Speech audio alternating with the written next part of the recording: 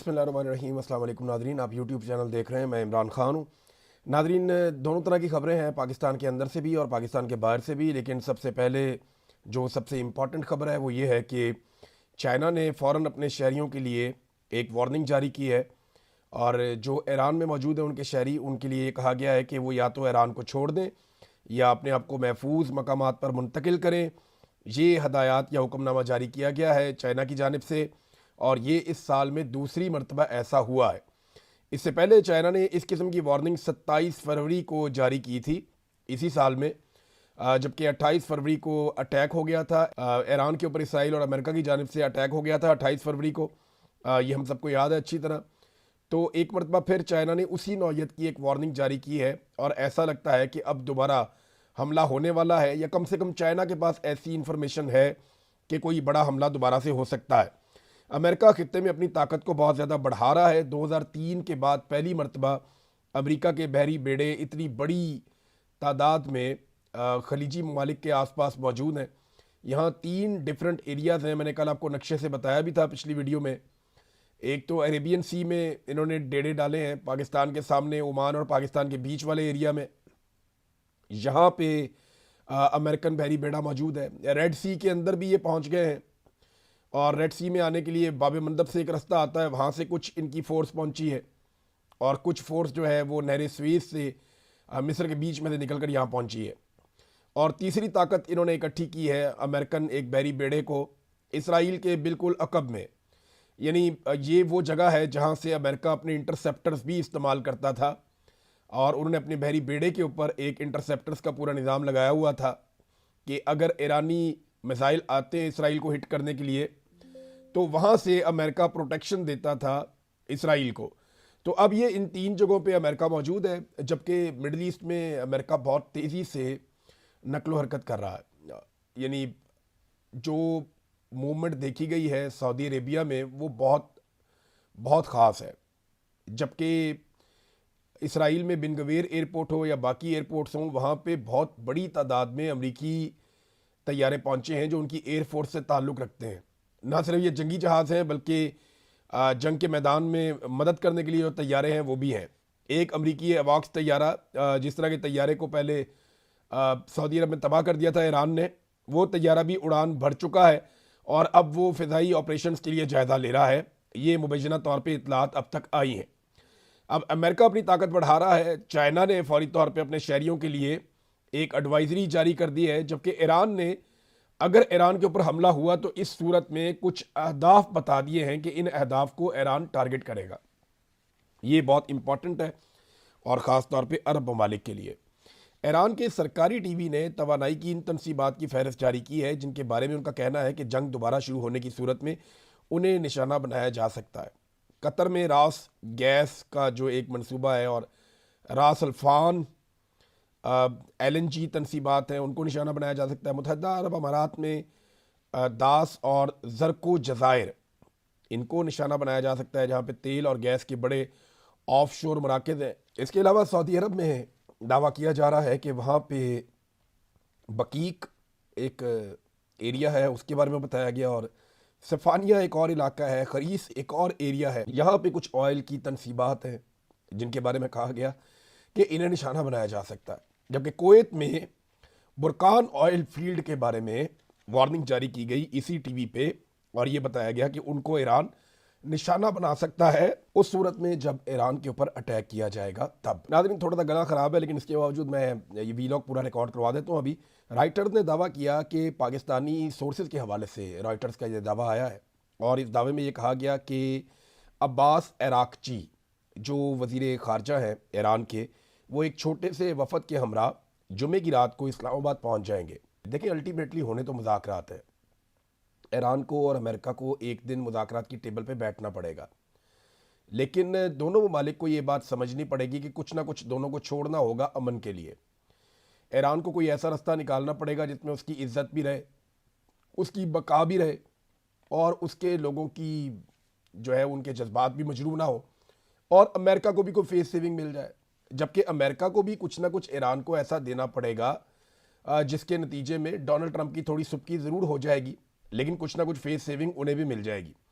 तो बीच का रास्ता निकालना पड़ेगा, बड़े बड़े मसाइल का हल निकल आता है। यहाँ पे अल्टीमेटली एक दिन इन्हें बैठना पड़ेगा।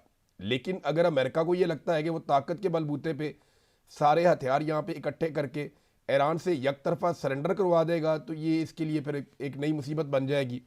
ईरानियों का रिकॉर्ड है कि वो ऐसे सरेंडर नहीं करते और ये ईरानी बार बार कह चुके हैं। बहरहाल मुज़ाकरात के लिए अगर तो ये आ रही है टीम तो बड़ी अच्छी बात है। इराक़ची पाकिस्तान में आ रहे हैं, फिर अमेरिकन भी आ जाएंगे और मुज़ाकरात दोबारा से शुरू हो जाएंगे। लेकिन पाकिस्तान ने बदकिस्मती से दूसरा हफ्ता है इस्लामाबाद रावलपिंडी को बंद किया हुआ है। ये खबर भी रॉयटर्स ने दी है। एक्चुअली रॉयटर्स जो है वो इसी के ऊपर सरकार से रब्ते कर रहा था बार बार, और वो ये जानना चाह रहे थे कि इस्लामाबाद की और रावलपिंडी की बंदिश के पीछे साइंस क्या है, आप इसे खोल क्यों नहीं देते।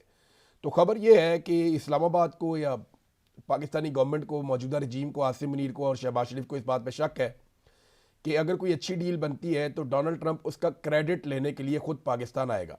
और हो सकता है डोनाल्ड ट्रंप ने किसी मौके पर इन्हें कोई आसरा करवा भी दिया हो, क्योंकि डोनाल्ड ट्रंप ये बहुत अच्छी तरह से जानते हैं कि अगर मैं ये कहूँगा कि मैंने पाकिस्तान आना है तो आसिम मुनीर और शहबाज शरीफ दुगनी मेहनत करेंगे और ज़्यादा जोर लगाएंगे। तो अब इस्लामाबाद और पिंडी को बंद रखा हुआ है। ये जनाब अली दूसरा हफ्ता शुरू हो गया है, लिहाजा सिक्योरिटी का ऐसा इंतजाम इन्होंने किया कि कोई भी छोटा सा वाकया ऐसा ना हो जाए जिसके बाद अमेरिकन ये वजह बना दें कि जनाब डोनाल्ड ट्रंप ने आना था तो यहाँ पे सिक्योरिटी रीजन की वजह से डोनाल्ड ट्रंप नहीं आए। और इससे पहले जो है वो इसी किस्म की बातें की गई थी जेडी वेंस के हवाले से भी, जब वो दूसरी मरतबा आना चाह रहे थे कि जनाब सिक्योरिटी के मामला आते हैं, और ये डोनाल्ड ट्रंप ने खुद भी एक स्टेटमेंट दिया हुआ था। बहरहाल अब वहाँ पे देखें ना, इस्लामाबाद में सूरत हाल ये है कि अदालतें बंद हैं। जिन ममालिक की जंग हो रही है उनकी अदालतें खुली हैं, पाकिस्तान में बंद है। और ये दारुल हुकूमत है। स्कूल बंद हैं, तालीमी इदारे बंद हैं, रास्ते बंद हैं, मार्केटें बंद हैं, कारोबारी मराकज़ बंद हैं, दफातर बंद हैं, रिहायशी इलाके बंद हैं, यानी सब कुछ तो बंद करके रखा हुआ है पाकिस्तान में। और ये पाकिस्तान का दारुल हुकूमत है। जब दारुल हुकूमत बंद है तो फिर आप समझेंगे इसका असर जो है वो पूरे मुल्क के ऊपर पड़ता है। और ये कोई अच्छा पाकिस्तान का मैसेज नहीं जा रहा कि आप एक ऐसी मीटिंग करवाना चाह रहे हैं जिसके अंदर आपने अमन कायम करना है, और आपकी अपनी हालत यह है कि आपने अपना दारुल हुकूमत बंद किया हुआ 1 हफ्ते से ज़्यादा हो गया, और आप अपने दारुल हुकूमत में सिक्योरिटी के मामलात को कंट्रोल कर नहीं सकते। दुनिया की सिक्योरिटी के मामलात को आप कंट्रोल करने जा रहे हैं, और हालात इनके ये हो गए कि छोटी सी बात से चिढ़ जाते हैं। यहाँ पे मैं आपको एक खबर देता हूँ। मैं खुद भी ये खबर सुन के मैंने जब पढ़ी तो मैं हैरान हो गया कि ये किस लेवल पे पहुँच गए हैं। खबर ये बताती है कि एक साहब है, उन्होंने बेचारे ने एक मजाक कर दिया, यानी तरनौल फाटक भी आपने हुरमुज़ बना हुआ है, इस किस्म की उन्होंने बात कर दी कि ना ये फाटक खुलता है तो ना आपने हुरमुज़ खुलती है।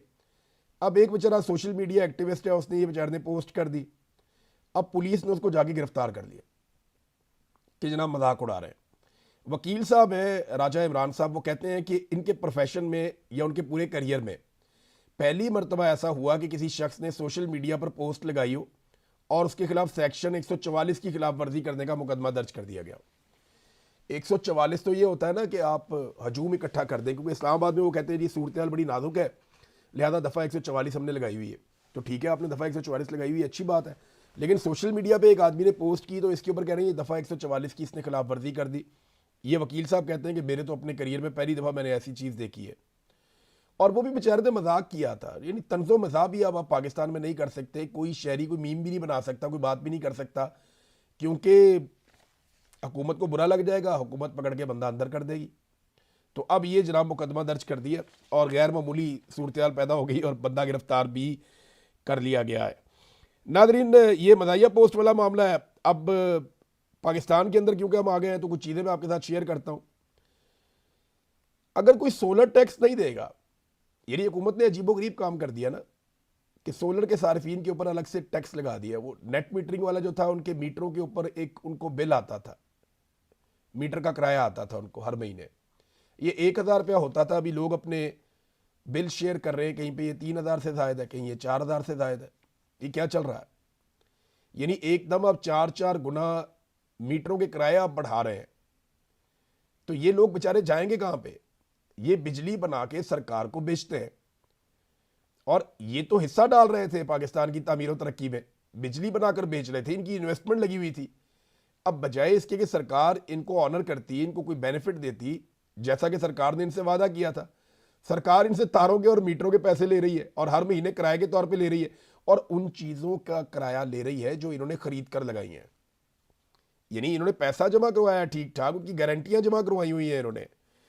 तो अब फर्ज करें अगर सोलर टैक्स जो हुकूमत लगाने जा रही है या जो कुछ भी हुकूमत कर रही है सोलर टैक्स के नाम के ऊपर, अगर कोई आदमी नहीं देता तो हुकूमत क्या करेगी?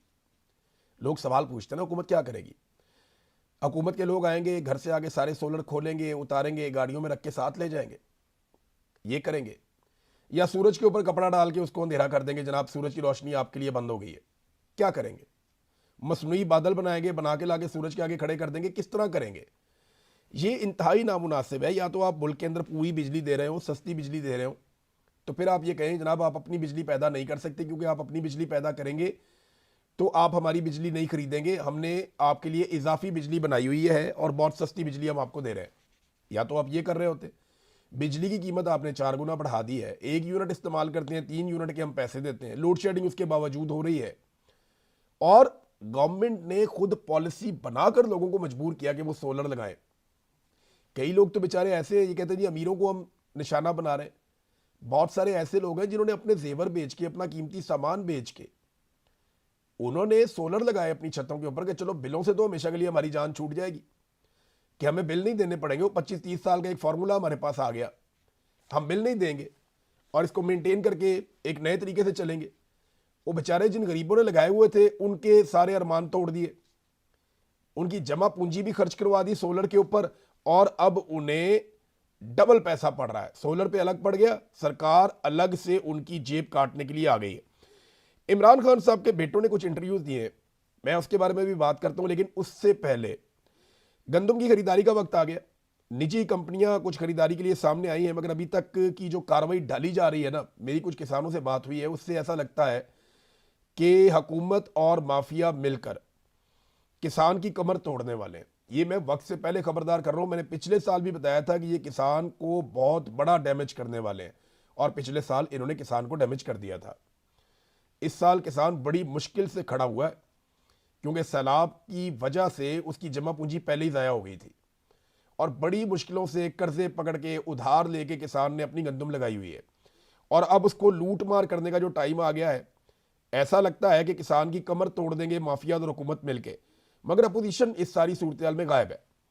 बिजली के खौफनाक बिलों का मामला आया, अपोजिशन गायब।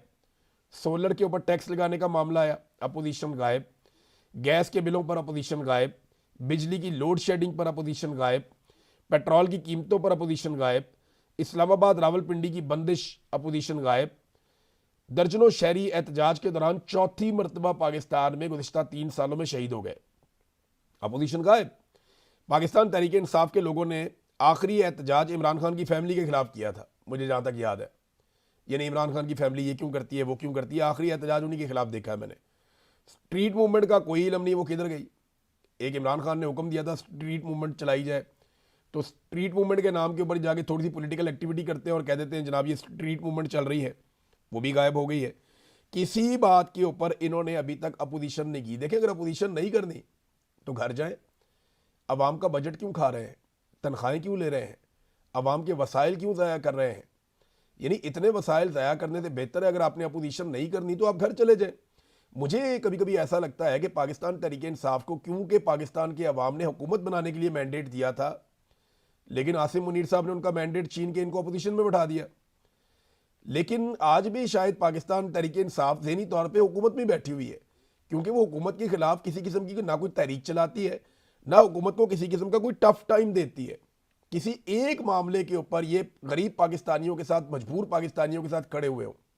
स्कूल इन्होंने बंद कर दिए, पेट्रोल की कीमतें कहां से कहां लेकर चले गए। आलमी मंडी में आज भी उतनी नहीं है जितनी इमरान खान के दौर में थी। सारा कुछ इन्होंने करके देख लिया, जो इन्होंने अवाम का कचूमर निकालना था इन्होंने निकाल दिया, लेकिन अपोजिशन खड़ी नहीं हुई। ये बहुत अफसोसनाक है। पाकिस्तान तहरीक इंसाफ की जिस तरह की अपोजिशन है ना, कोई भी हुकूमत होगी पाकिस्तान में वो दुआएं करेगी और कोशिश करेगी कि हमें इसी तरह की अपोजिशन मिल जाए। अब जरा इमरान खान साहब के बेटों की बात सुन लें। इमरान खान साहब के बेटों ने इंटरनेशनल मीडिया को एक मरतबा फिर इंटरव्यू दिया। उन्होंने कहा तकरीबन 4 साल हो गए हमने अपने बाप को नहीं देखा, हमारी उनसे बात तक नहीं होती। ईद पर हमारी थोड़ी देर के लिए वालिद से बात हुई थी। हमारी जब इमरान खान से बात हुई तब उन्हें आंख का शदीद मसला हो चुका था। उनकी कोशिश है यानी पाकिस्तानी एस्टेब्लिशमेंट की वो बात कर रहे हैं कि आलमी सतह पर अपना इमेज बेहतर करें और इंसानी हकूक़ की खिलाफ वर्जियों और जमहूरियत की जो वो गुज़िश्ता चंद सालों से तौहीन कर रहे हैं उससे दुनिया की तवज्जो हटा सकें, इसलिए ये भाग दौड़ भी कर रहे हैं आजकल। मेरे वालिद मुल्क के सबसे मकबूल इंसान हैं, कासिम खान ने कहा, और वो इस करप्ट निज़ाम के ख़िलाफ़ खड़े हैं जिसे ये सब मिलकर बरकरार रखना चाहते हैं। ये एक करप्ट रियासत है जिससे वो जितना हो सके फ़ायदा उठाते हैं और इसे इन लोगों में तकसीम करते हैं, वो आपस में तकसीम करते हैं लूट मार करके। हमारे वालिद अपनी बिनाई का 80% खो चुके हैं। वो कई महीनों से अपनी आंख के बारे में शिकायत कर रहे थे, लेकिन उन्हें नज़रअंदाज किया जाता रहा। अब जाकर उनका इलाज शुरू किया गया है, जो कि वक्त पर होना चाहिए था, मगर देर से हुआ। उनकी आंख की हालत अच्छी नहीं है। हमें इस बात की कोई मालूमात नहीं कि यह मसला क्यों पेश आया। हमें कोई मेडिकल रिपोर्ट भी फराहम नहीं की गई। सब कुछ छुपाया जा रहा है। इमरान खान के बेटों ने ये इंटरव्यू दिया चैनल 4 को। इसके बाद जो इमरान खान साहब के बेटों ने कहा वो भी आप सुन लें। उन्होंने कहा जी कि पाकिस्तानी हुकूमत ने हमें पाकिस्तान जाने पर गिरफ्तार करने की धमकी दी हुई है। उन्होंने कहा कि अगर आप पाकिस्तान आए तो आपको गिरफ्तार कर लिया जाएगा। हम फिर भी पाकिस्तान जाना चाहते हैं, लेकिन अब हुकूमत पाकिस्तान हमें किसी भी किस्म की स्पेस देने के लिए तैयार नहीं है और हमारा वीज़ा भी जारी नहीं किया जा रहा। हम वाशिंगटन गए थे, हमारी बातचीत हुई थी, वहाँ से रद्द-ए-अमल आने वाला था कि हुकूमत पाकिस्तान ने मशरिक में अमरीकी पपेट हुकूमत बनने की हर मुमकिन कोशिश शुरू कर दी। वो कहते नहीं, हम अमेरिका गए थे, हमने वहाँ जाके बातचीत की थी ह्यूमन राइट्स के हवाले से, हमें लग रहा था बातचीत बन जाएगी। हमारे साथ उनके साथ वादे भी किए गए थे। मैंने आपको तब रिपोर्ट भी किया था, ओवरसीज़ पाकिस्तानियों ने भी बताया था, और मैंने उनके हवाले से आपको ये दावे उनके रिपोर्ट किए थे कि उनका ये दावा है कि कॉल आने वाली है और वो अमेरिका में हालात जो है वो तब्दील होने वाले हैं। तो ये डोनाल्ड ट्रंप ने बहुत दावे और बड़े वादे किए थे डोनाल्ड ट्रंप ने पाकिस्तान तहरीक इंसाफ के लोगों से, जो उन्हें जाकर मिलते थे। इसी तरह जब ये रिचर्ड ग्रेनल वगैरह मिले इन्हें, कासिम को और सलमान को, तो उन्होंने इनके साथ भी बातचीत की। वो कहते जी हमारा तो मामला बनने वाला था कि रद्द-ए-अमल आने वाला था। हम वाशिंगटन गए, वहाँ हमारी बातचीत हुई थी। हुकूमत पाकिस्तान में मशरिक में अमरीकी पपेट हुकूमत बनने की हर मुमकिन कोशिश शुरू कर दी। उन्होंने पहले डोनाल्ड ट्रंप को अमन के नोबेल इनाम के लिए नामजद किया, फिर उन्होंने अपने मिनरल्स अमेरिका के हवाले करने की कोशिश की। उन्होंने क्रिप्टो करेंसी के जरिए खुशामद की कोशिश की। उन्होंने हर वो काम करने की कोशिश की जिसके खिलाफ इमरान खान स्टैंड लिए खड़े हैं। यानी ये आप ध्यान में रखें कि क्रिप्टो वाला मामला जो है ना, ये छोटा मामला नहीं है। बिलाल बिन साकिब, ये एक नाम आपने याद रखना है। इनका नाम इंटरनेशनल मीडिया की जीनत बन चुका है पाकिस्तान के हवाले से, और इनके ताल्लुकात इस वक्त जो ट्रंप एडमिनिस्ट्रेशन के अंदर अहम लोग हैं उनकी फैमिली और बच्चों के साथ है। और ये वो जरिया है जहां से फील्ड मार्शल आसिम मुनीर ने वाइट हाउस तक का रास्ता ढूंढा है, और इसके बारे में एक नहीं मुतअद्दिद खबरें पहले ही छप चुकी हैं। नाज़रीन, एक और बात इमरान खान के बेटे ने कही। उन्होंने कहा जी फरवरी में जब इमरान खान को रात के अंधेरे में सरकारी अस्पताल लाया गया तो एक नौजवान ने गाड़ियों की वीडियो बना ली, इन्होंने उसको भी उठा लिया और आज तक उसे नहीं छोड़ा गया। ये हैदर सईद की बात कर रहे हैं, वो बेचारा वीडियो बनाया, उसके बाद उसको भी गिरफ्तार कर लिया। तो पाकिस्तान में हर वो आदमी जो आवाज़ उठाता है या बोलना चाहता है उसे गिरफ्तार कर लिया जाता है। फिर इमरान खान के बेटे ने कहा कि मेरी ख्वाहिश है कि मुस्तकबिल करीब में पाकिस्तान में आज़ादाना इंतखाबात हों, मेरे वालिद आज़ाद हों, साफ़ और शफाफ इंतखाबात हों। इमरान खान 95% अवाम के नुमाइंदा हैं और वो पाकिस्तान के वज़ीर-ए-आज़म होंगे, लेकिन अभी कोई बेहतरी दिखाई नहीं दे रही। तो नाज़रीन, ये तो है जनाब सूरत हाल। पाकिस्तान तहरीक इंसाफ इमरान खान साहब की पार्टी है, लेकिन क्या वो इमरान खान साहब की पॉलिसी पे अमल कर रही है, इसके ऊपर हम बात करेंगे, क्योंकि कुछ चीज़ें डाटा मैंने आपके साथ शेयर करना है। लेकिन इस वीलॉग में अब तक के लिए इतने। अपना ख्याल रखिएगा, अपने इस चैनल का भी। अल्लाह हाफ़िज़।